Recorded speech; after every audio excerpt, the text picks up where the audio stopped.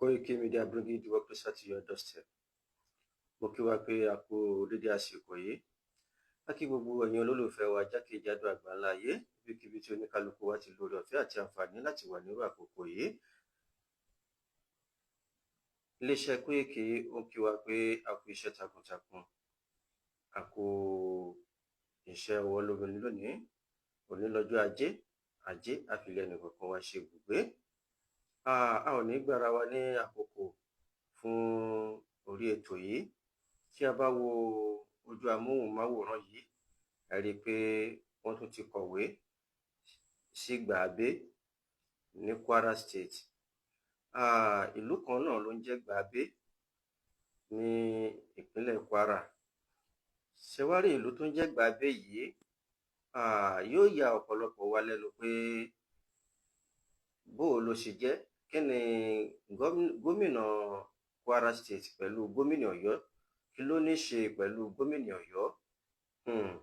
Ó ní ṣe o, ẹ̀yin yẹn wa, èèyàn ọmọ kóòtù òjíire. Ó ní ṣe tó pọ̀ dáadáa pẹ̀lú ọ̀rọ̀ àwọn báńdíìtì yìí. Ó ní ṣe púpọ̀.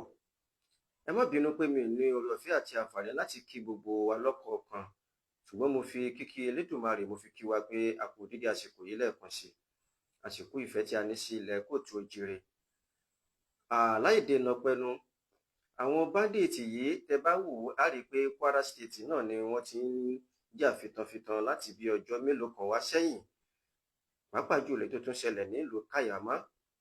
Kayama tá à ń sọ̀rọ̀ nípa rẹ̀ yìí kò jìnnà sí Kìṣí ní Òkè Ògùn. Bákan náà kò jìnnà sí ìlú Ṣakí ní Òkè Ògùn.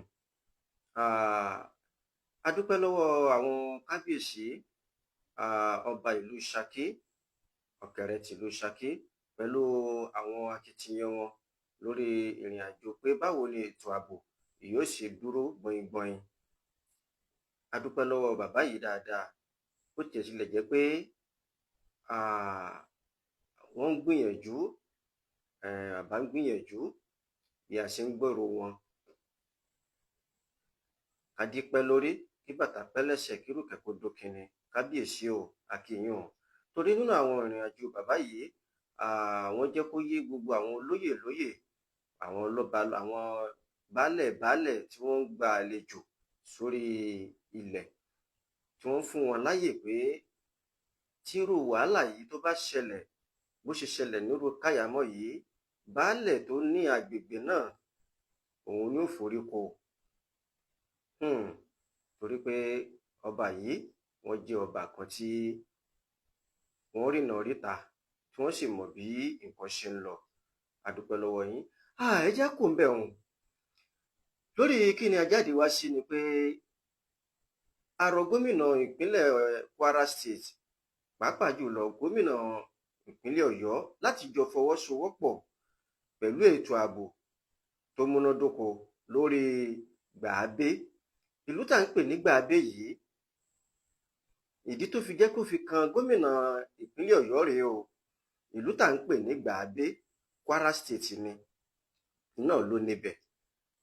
Tẹ́ ẹ bá gbàgbé, ẹ rí i pé a máa ń sọ, tá a bá ń sọ nínú ètò wa, tá a bá ń ṣe pé láti Chikanda, ìlú kan là ń pè ní Chikanda, Kwara State náà ni, tí ẹnu bọ́dà wà ń bẹ̀.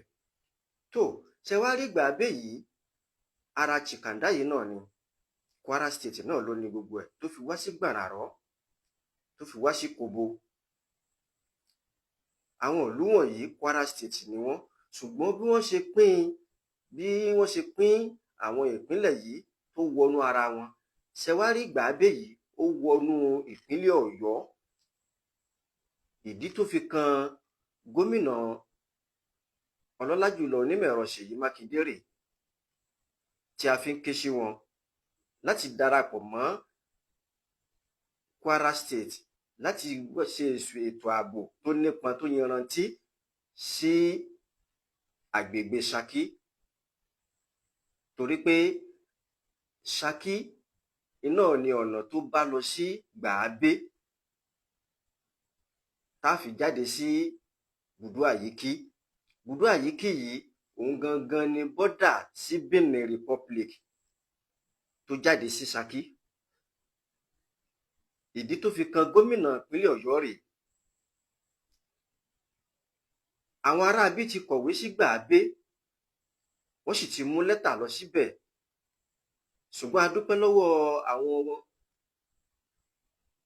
ọdẹ Gbàgbé àti àwọn àmọ̀tẹ́kùn, gbogbo àwọn security tó wà ńbẹ̀, gbogbo wọn ti jáde. Bí a ṣe ń bá wa sọ̀rọ̀ yìí ni gbogbo wọn ti jáde tí wọ́n ti fọ́n síbẹ̀. Kódà ibi tí ó lágbára dé, torí Gbàgbé tá à ń sọ̀rọ̀ nípa rẹ̀ yìí, àwọn aráabí yìí wọ́n pọ̀ ńbẹ̀ tó yẹ pé lábẹ́nú wọ́n ń ṣiṣẹ́ ńbẹ̀, ṣùgbọ́n lábẹ́nú làwọn òṣìṣẹ́ ibẹ̀ táwọn náà ń ṣiṣẹ́ tiwọn. Ṣùgbọ́n lọ́wọ́lọ́wọ́ báyìí tí wọ́n ti kọ̀wé wá, torí pé gbogbo ìpínlẹ̀ tó jẹ́ abẹ́ Kwara State náà ni wọ́n ń go round, tí wọ́n ń lọ káàkiri láwọn abà wọ̀nyí, láwọn abúlé tó jẹ́ pé ibẹ̀ lóúnjẹ ti ń jáde wá sí àárín ìlú. Ṣùgbọ́n a dúpẹ́ lọ́wọ́ Elédùmarè, nítorí pé bí wọ́n ṣe kọ̀wé, àwọn Gbàgbé àti Tabídá, Gbànàrọ́, Kóbó, gbogbo àwọn tó jẹ́ àwọn ìlú kéréje kéréje tó wà lábẹ́ Kwara State, wọ́n ti kóra wọn jọ, tí wọ́n sì ṣe kíni, tí wọ́n sì ti ṣe ètò ààbò sí gbogbo àgbègbè náà. Tó báwo ni gómìnà wa nípínlẹ̀ Ọ̀yọ́ tí wọ́n fi wá ní ìfọwọ́sowọ́pọ̀ pẹ̀lú àwọn Kwara State tó fi jẹ́ pé kò ní jẹ́ pé èrò yìí yóò padà ja ìpínlẹ̀ Ọ̀yọ́, torí pé tó bá fi rọ́nà wọlé sí Gbàgbé, ẹ má jẹ́ á parọ́ tanra wa jẹ, wọ́n ti wọ ìpínlẹ̀ Ọ̀yọ́, wọ́n ń belé, tí wọ́n sì ti wọ Ṣakí. Ṣùgbọ́n kí wọ́n bá wọ Ṣakí, kí wọ́n bá wọ ìpínlẹ̀ Ọ̀yọ́, kírú wàhálà tó ṣẹlẹ̀ àfi yọ̀ wọ́n wàhálà tó ṣẹlẹ̀ ní Káyàmọ́ yìí kó mọ́ tún bá a ṣẹlẹ̀ mọ́. Kódà a tún dúpẹ́ lọ́wọ́ àwọn ọdẹ tó wà nílùú Ṣakí pẹ̀lú àwọn àmọ̀tẹ́kùn. Bí wọ́n ṣe gbọ́ ìpè yìí, làwọn náà ti ṣe kíni, ni wọ́n ti tú yáyá, ni wọ́n ti tú yàyà, ni wọ́n ti jáde síta. Afẹ́kẹ́ bá wa pín ètò yìí, Koiki Media bringing the work closer to your doorstep. Ẹ̀yin èèyàn wa jákèjádò gbáláyé, afẹ́kẹ́ bá wa pín ètò yìí kó lè kan gómìnà Ṣèyí Mákindé lára, wípé à ń pe ìpè gbogbo Ṣakí, gbogbo Òkè Ògùn, wọ́n pe ìpè láti gbé ètò ààbò dìde tó yanrantí sípínlẹ̀ Ọ̀yọ́, pàápàá jùlọ ní gbogbo ọ̀nà bọ́dà tó wà ní gbogbo àgbègbè tó wọ̀lú Ṣakí wá. Torí pé bá a bá ń sọ pé bọ́dà a máa ń sọ ti pẹ́, ṣùgbọ́n ọ̀pọ̀lọpọ̀ wa á rò pé bóyá bọ́dà ńlá àtọ̀hún yẹn nìkan òun ni bọ́dà, kò sí bọ́dà ń bò míì mọ́. Koiki Media bringing the work closer to your doorstep. Ó ń bá wa sọ̀rọ̀ ní àkókò yìí láti lè jẹ́ pé kí ìrìn àjò yìí kó lè ṣe kíni, kó lè múnádóko, kí a má bàa pé òrùn jára wa. Gbogbo àwọn ọmọ Kóòtù Òjíire, gbogbo àwọn ọmọ Òkè Ògùn, ìlú Gbàgbé tá à ń sọ̀rọ̀ pa rẹ̀ yìí, kò sí ọmọ Yorùbá, mi tí ì rí ṣàṣà ọmọ Yorùbá nípínlẹ̀ Yorùbá tí ò sí nílùú Gbàgbé tó ti mú ọrọ̀ ajé. Ó lójú ọmọ Yorùbá, ó lójú ìran Yorùbá tí ò tíì sí nílùú Gbàgbé, torí pé ìlú Gbàgbé ó jẹ́ ìlú kan tó gbajúmọ̀ tó sì tóbi. Ó jẹ́ ìlú kan tó jẹ́ pé ọrọ̀ ajé tó jẹ́ nǹkan oko ó ń jáde láti ibẹ̀ dáadáa, torí pé kò jìnnà sí bọ́dà. Tabako ní Gbàgbé, ẹ jẹ́ n júwe fún wa, Tabako ní Gbàgbé náà láàdé sí Bùdó Àyíkí. Bùdó Àyíkí yìí òun lẹ́nu bọ́dà sí Benin Republic tó jáde sí Tuyí Àlàgà.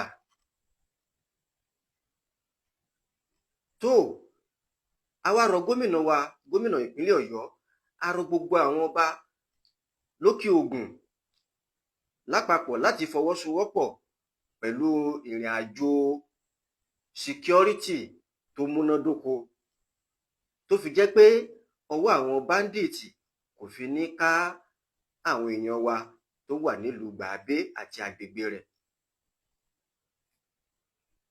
A kí wa lẹ́ẹ̀kan sí pé a kú dédé àsìkò yìí. Mo kí gbogbo ẹ̀yin èèyàn wa lẹ́ẹ̀kan sí. Ẹ jọ̀wọ́ ẹ dákun ètò yìí ẹ bá wa pín in. Security yìí ó ṣe pàtàkì, ó ṣe kókó fún wa gidi gan nírú àkókò yìí ní agbègbè Ṣakí. Torí pé àwọn ìlú tó jẹ́ àwọn ìgbèríko tó wọ ìlú Ṣakí ó pọ̀ tó yí Ṣakí ká. Tí a bá sì wò ó, Ṣakí náà ní ìpínlẹ̀ Ọ̀yọ́. Òun náà ní ìpínlẹ̀ Ọ̀yọ́. Ìdí nìyí tá a tún kí kábíyèsí ọ̀kẹ́rẹ́ tìlú Ṣakí nígbà táwọn náà gbọ́ ìpè yìí, pàápàá jùlọ nígbà wọn tiẹ̀ ti gbọ́ ọ̀rọ̀ ti Káyàmá náà ni kábíyèsí ìlú Ṣakí náà ti ṣe kíni, wọ́n tún ti tẹpá mọ́ ètò ààbò wọn lọ́kùnkúndùn. A wá rọ gbogbo èèyàn ọba lókè Ògùn pátápátá kí gbogbo yín náà kí ẹ jọ fọwọ́sowọ́pọ̀ lórí ètò ààbò yìí. Ọlọ́run yóò ràn ẹnìkọ̀ọ̀kan wa lọ́wọ́ o. Iléeṣẹ́ Koiki ò ní bàjẹ́ kò sì ní jóná.